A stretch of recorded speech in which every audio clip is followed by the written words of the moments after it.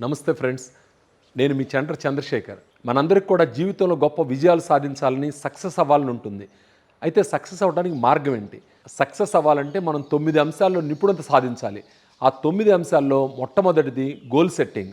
Goal setting ఏంటి? Goal setting అంటే మనం ఏం కావాలనుకుంటున్నామో, మనకేం కావాలనుకుంటున్నామో దాని మీద ఒక క్లియర్గా ఒక విజన్ ఉంటాం. మనం మన జీవితంలో ఏం సాధించాలనుకుంటున్నామో, మన జీవితంలో ఎంతవరకు ఎదగాలనుకుంటున్నామో, అది ఆర్థికంగా కావచ్చు లేదా మరో రకంగా కావచ్చు, దాని మీద క్లారిటీ కలిగి ఉండటమే గోల్ సెట్టింగ్. ఈ గోల్ సెట్టింగ్లో క్లారిటీ వల్ల మనకి ఎక్కడికి వెళ్ళాలి, ఏం చేయాలి, ఎంత దూరం ప్రయాణించాలని ఒక అవగాహన వస్తుంది.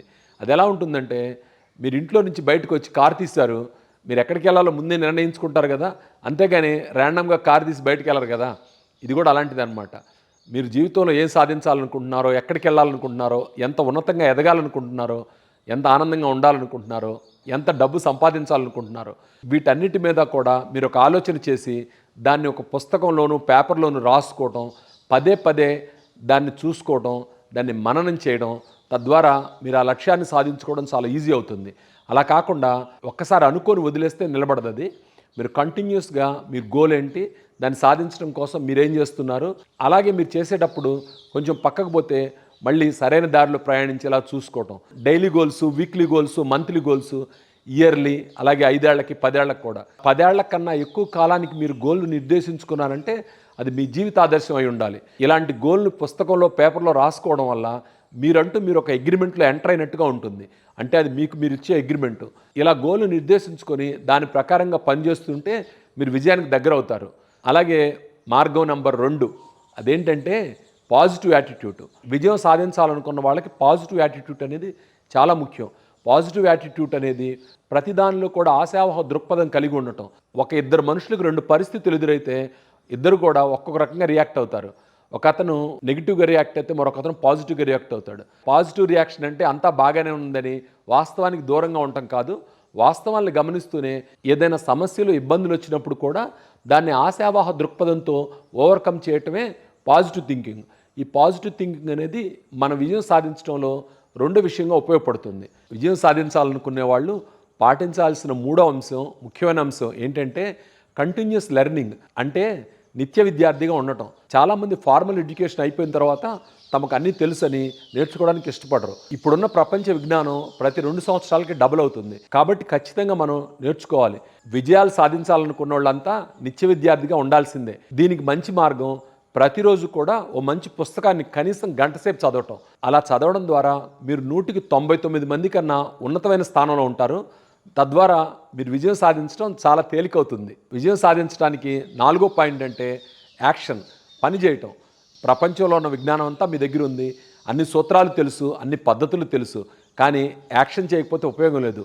కార్యరంగంలోకి దూకి మీరు పని చేస్తేనే వాటి సార్థకత. అంతేగాని నాకు అన్నీ తెలుసని ఇంట్లో కూర్చుంటే కుదరదు.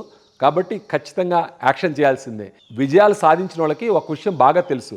అదేంటంటే పని చేయటం అంటే అంతా పరిపూర్ణంగా చేయటం కాదని, ఏదైనా మొదలుపెట్టడం అని, మొదలుపెట్టినప్పుడు ఆ పనులు పూర్తిగా నాణ్యంగా ఉండవని, నాణ్యత లేకపోయినా, లేకపోతే పనిలో క్వాలిటీ ఎక్కువ లేకపోయినా ముందు పని చేయడం మొదలు పెడితే ఆ నాణ్యతని, క్వాలిటీని తర్వాత కాలంలో సాధించవచ్చని యాక్షన్ చేయడం మొదలు పెడతారు. చాలామందికి ఉండే సమస్య ఏంటంటే వీళ్ళు వ్యూహాలు పన్నుతుంటారు, ఆలోచిస్తుంటారు, కానీ కార్యరంగంలోకి దిగి పని మాత్రం చేయరు. అలా ఉంటే విజయం సాధించడం కష్టం అవుతుంది. విజయం సాధించాలనుకున్న వాళ్ళు కార్యక్షేత్రంలో దూకాల్సిందే, పని చేయాల్సిందే. అది కూడా త్వరపడటం. నిదానంగా ఉంటే చాలా సందర్భాల్లో ఆపర్చునిటీస్ మిస్ అవుతాం. విజయం సాధించాలనుకునే వాళ్ళకి యాక్షన్కి దిగటం, అది కూడా క్విక్గా చేయటం అనేది చాలా ఇంపార్టెంట్. మనం విజయం సాధించే వాళ్ళకి కావాల్సిన 5వ అంశం ఏకాగ్రతను కలిగి ఉండటం. అంటే ఫోకస్ అన్నమాట. ఇప్పుడున్న గాడ్జెట్స్ వరల్డ్లో, మరి ముఖ్యంగా ఈ సెల్ ఫోన్ యుగంలో ఎప్పటికప్పుడు ఏదో ఒక డిస్ట్రాక్షన్స్ వస్తుంటాయి. ఎప్పటికీ మీరు ఫోకస్ కలిగి ఉండటం కష్టం అవుతుంది. అంటే ఏదైనా నేర్చుకోవాలనుకున్నా, ఏదైనా పనిలో అయినా ఏకాగ్రత కలిగి ఉండి ఆ పనిలోని దృష్టి పెట్టడానికి చాలా ఆటంకాలు ఎదురవుతాయి. మీరు ఏదైనా నేర్చుకునేటప్పుడు, పనిలో ఉన్నప్పుడు మిమ్మల్ని డిస్టర్బ్ చేయకుండా సెల్ ఫోన్ని పక్కన పెట్టండి, లేదా కొన్ని యాప్స్ని స్లీప్ మోడ్లోకి పంపించండి. అలాగే మీరు నేర్చుకునే సమయం కానివ్వండి, వర్క్ సమయంలో కానివ్వండి, డిస్టర్బెన్స్ లేకుండా మీకంటూ కొంత ఏకాంతాన్ని ఏర్పరచుకోండి. తద్వారా మీ ఏకాగ్రతకి చాలా అనుకూలంగా ఉంటుంది. ఏకాగ్రతతో ఉండి మీరు లక్ష్యం వైపు గురిపెడితే మీరు విజయం సాధించడం చాలా సులువు అవుతుంది. కాబట్టి ఈ ఏకాగ్రతను సాధించడానికి ప్రయత్నం చేయండి. ఏకాగ్రత అనేది ఎలా ఉంటుందంటే ఇది ఒక కండ లాంటిది. అంటే ఎక్సర్సైజ్ చేస్తే ఎలా కండలు పెరుగుతాయో అలాగే ఈ ఏకాగ్రతను కూడా మీరు ప్రాక్టీస్ ద్వారా పెంచుకోవచ్చు. విజయం సాధించాలనుకునే వాళ్ళు ఈ ఏకాగ్రత మీద పట్టు సాధించడం కూడా చాలా ముఖ్యమైన అంశం. అలాగే ఆరో అంశం కింద పబ్లిక్ రిలేషన్స్. విజయం సాధించాలనుకునే వాళ్ళకు మంచి సంబంధాలను కలిగి ఉండటం అనేది చాలా ముఖ్యమైన అంశం. ఇది ఎలా ఉంటుందంటే మీ బంధువులు, స్నేహితులు, సహోద్యోగులు, నైబర్స్ వీళ్ళందరి కారణంగానే మీరు ఓ స్థాయిలో ఉండగలుగుతారు. మీరు విజయం సాధించిన వాళ్ళు గమనించండి. అందరి సహకారం తీసుకున్న వాళ్ళే విజయం సాధించగలుగుతారు. ఒక్కడే వెళ్ళి విజయం సాధిస్తాను, నాకే క్రెడిట్ అంత రావాలి అలా అనుకోవడం సాధ్యం కాదు. అలాగే ఈ రిలేషన్స్ అనేవి కూడా దీర్ఘకాలానికి సంబంధించినవి. మనం హెల్ప్ చేయటం, వాలంటరీగా ప్రతిదానికి ముందుకు రావడం వల్ల మిగతా వాళ్ళు కూడా మనకు సాయం చేసే అవకాశం ఉంది. అలా నలుగురితో సత్సంబంధాలు కలిగిన వాళ్ళే మంచి విజయాలు సాధిస్తారు. కాబట్టి మంచి రిలేషన్స్ మెయింటైన్ చేయడానికి ప్రాధాన్యత ఇవ్వండి. విజయాలు సాధించాలనుకునే వాళ్ళకి 7వ సూత్రం కింద ఓ మంచి అంశం చెప్తాను. Time management. టైం మేనేజ్మెంట్ లేకుండా ఎవరు గొప్ప విజయాలు సాధించలేరు. విజయం సాధించిన ప్రతి వాళ్ళు కూడా టైం యొక్క ఇంపార్టెన్స్ని గ్రహించిన వాళ్ళే. సమయం అనేది మాత్రం డబ్బు కన్నా విలువైంది. ఈ సమయపాలన అనేది మీ జీవితాన్ని ఉన్నతంగా మలుచుకోవడానికి చాలా గొప్ప అవకాశం. సమయపాలన కోసం పొమడోరో టెక్నిక్ పాటించడం, అలాగే డెలిగేషను అంటే మనం కొన్ని పనుల్ని మనం వేరే వాళ్ళకి బదలాయించడం, వాళ్ళ ద్వారా చేయించుకోవటం, ఇలాంటి వాటి ద్వారా మీరు టైం మేనేజ్మెంట్ని బాగా చేయగలుగుతారు. టైం మేనేజ్మెంట్ అంటే మరేదో కాదండి, లైఫ్ మేనేజ్మెంటే టైం మేనేజ్మెంట్ అంటారు. అందువల్ల టైంకి చాలా ఇంపార్టెంట్ ఉంది. కాబట్టి మీ టయాన్ని మీరు ఎలా ఉపయోగిస్తున్నారో ఓ పుస్తకం పెట్టి గంటకి రాసుకొని వారాంతంలో చూసుకుంటే మీకు అర్థమవుతుంది ఎంత సమయాన్ని ప్రొడక్టివిటీకి ఉపయోగించారు, ఎంత సమయాన్ని వృధా చేశారు. ఎందుకంటే కటికి పేదవాళ్ళకైనా ఆగర్భ శ్రీమంతులకైనా ఎవరికైనా సరే సమయం ఒకటే. కాబట్టి సమయాన్ని సద్వినియోగం చేసుకున్న వాళ్ళే సక్సెస్ అవుతారు. మీరు సక్సెస్ అవ్వాలనుకుంటే ఈ టైం మేనేజ్మెంట్ మీద పట్టు సాధించడం అనేది చాలా అవసరం. ప్రాక్టీస్ ద్వారా దీని మీద మనం పట్టు సాధించవచ్చు. టైం మేనేజ్మెంట్ని చాలా ఇంపార్టెంట్ థింగ్గా మీరు గమనించండి. విజయం సాధించాలనుకునే వాళ్ళకి 8వ హ్యాబిట్ ఓటమితో స్నేహం చేయటం. ఓటమితో స్నేహం చేయటం ఏంటంటే ఓటమిని సాధారణంగా తీసుకోవటం, అది మనం విజయం సాధించడానికి దోహదపడే అంశంగా చూడటం. చాలామంది ఓటమిని శత్రువులా చూస్తారు, ఓటమిని సోదరులాగా చూడాలి. ఎందుకంటే ఓటమి విజయం అనేవి వేరువేరు కాదు. ఓటమి తర్వాత విజయం ఖచ్చితంగా వస్తుంది. కాబట్టి ఓటమిని గౌరవించడం అలవర్చుకోవాలి. మనం చిన్నప్పటి నుంచి పెరిగిన వాతావరణంలో ఓటమి అంటే భయపడటం, దూరంగా పారిపోవటం, ఓటమి అనగానే ఓ రకమైన బెరుకు, బెదరు అలా అనుకుంటే మనం విజయాలు సాధించలేము. ఓటమి తర్వాత విజయం వస్తుంది కాబట్టి ఓటమి యొక్క ప్రాధాన్యతను గ్రహించాలి. ఎందుకంటే 1-2 ఫెయిల్యూర్స్ రాగానే చాలామంది కాడి కింద పడేస్తారు, అయ్యో ఇంక మన వల్ల కాదనుకుంటారు. అలా కాకుండా పట్టుదలతో పనిచేస్తుంటే కొన్ని అపజయాల తర్వాత విజయం ఖచ్చితంగా వస్తుంది. దానికి ఉదాహరణగా Thomas Alva Edison light bulb కనిపెట్టాడు. ఆ బల్బు కనిపెట్టే క్రమంలో ఆయన 10,000 సార్లు అపజయం సాధించాడు.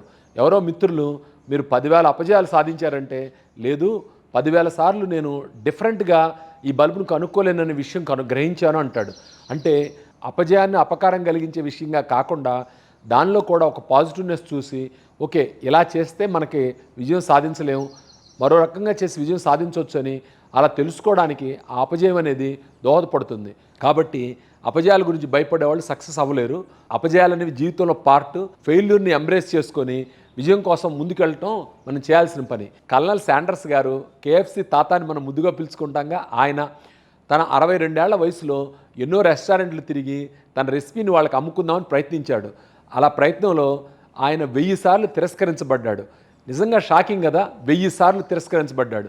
ఈ రోజున 1-2 అపజయాలకి, 1-2-3 తిరస్కారాలకే మనం తలడిల్లిపోవడం, అయ్యో అనుకోవడం, వెనకబడిపోవడం చేస్తున్నాం. అలాంటిది 1000 సార్లు తిరస్కరింపబడ్డా ఆయన 1004సారి ఎవరో ఒక్కళ్ళు ఎస్ చెప్పారనమాట. ఆ తర్వాత మీకు చూశారు కదా, KFC అనేది ప్రపంచంలోనే ఒక పెద్ద ఫుడ్ జైంట్ అయిపోయింది. దానికంతటికి కారణం ఆయన అపజయానికి భయపడకుండా, ఒక అపజయం కాదు 1000 సార్లు నో చెప్పినా కానీ ఆయన మరో ప్రయత్నం చేయబట్టే అంత గొప్ప విజయం సాధించగలిగారు. కాబట్టి విజయం సాధించాలనుకునే వాళ్ళు ఎవరు కూడా అపజయాలకు భయపడకూడదు. అపజయం అనేది విజయానికన్నా ముందొచ్చే విషయం. కాబట్టి ఆ వార్తాహరుని రానివ్వండి, ఆ తర్వాత విజయం అనేది ఖచ్చితంగా మనకు వస్తుంది. అలాగే విజయం సాధించాలనుకునే వాళ్ళకి ఫైనల్గా 9వ అంశం, చాలా ముఖ్యమైన అంశం ఏంటంటే డిసిప్లిన్ కలిగి ఉండటం. మీ జీవితంలో మీరు డిసిప్లిన్ కలిగి ఉన్నారా, మీరు విజయం సాధించడానికి కుదురుతుంది. అలా కానప్పుడు మొదట చెప్పుకున్న 8 అంశాలు ఉన్నా కానీ విజయం సాధించడం చాలా దుర్భరం అవుతుంది. కారణం ఏమిటంటే డిసిప్లిన్ అనేది వీటన్నిటినీ కూడా ఒక దండలో దారంలాగా గుచ్చే అంశం అనమాట. ఆ డిసిప్లైన్ అనే దారం లేకపోతే ఈ దండ నిలబడదు. మీకు ఎన్ని గొప్ప సుగుణాలు ఉన్నా, ఎంత గొప్పవాళ్ళైనా సరే డిసిప్లైన్ లేనప్పుడు అదంతా కూడా వృధానే అవుతుంది. కాబట్టి డిసిప్లిన్ కలిగి ఉండటం చాలా ఇంపార్టెంట్. ఈ డిసిప్లిన్ కలిగి ఉండడానికి, మెయింటైన్ చేయడానికి మార్గాలు ఉన్నాయి. అవేంటంటే మీ లైఫ్ని మీరు సిస్టమైజ్ చేసుకోవటం, అంటే సిస్టమ్స్ ఏర్పరచుకోవటం. ఉదయం లేవగానే మనం బ్రష్ చేయటం, స్నానం చేయటం ఎలా చేస్తామో పనులను కూడా అలా సిస్టమైజ్ చేసుకుంటే మీరు డిసిప్లైన్గా మీ పనులు కంప్లీట్ చేసుకోగలుగుతారు. ఈ డిసిప్లైన్ విషయంలో మీరు అధికారం సాధించాలంటే మీ పనుల్ని రెగ్యులేట్ చేసుకోవాలి. అంటే రోజు మీరు చేయాల్సిన పనుల్లో ఈ 5 పనులు నేను చేయాలి, ఈ 5 నా ప్రొఫెషన్కి ఉపయోగిస్తాయి, లేదా ఈ 6 పనులు నా ప్రొఫెషన్కి ఉపయోగిస్తాయి. 5 సరిపోతాయి నాకు తెలిసి.